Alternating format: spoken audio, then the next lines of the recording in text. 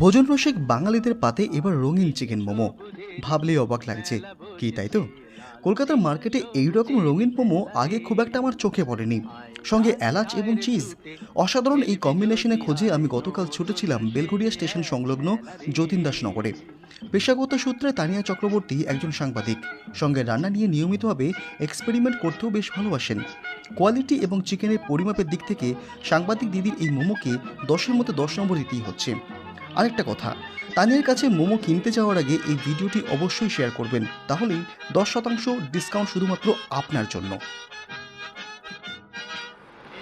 নমস্কার, আমি তানিয়া চক্রবর্তী। আমি আমার নিজের বাড়িতেই খুলেছি মোমোর ব্যবসা, যেখানে আপনি পেয়ে যাবেন গ্রেভি মোমো, মালাই মোমো, বেক মোমো, কুরকুরে মোমো, এছাড়াও পাবেন কালারফুল চিজ এলাইচি মোমো।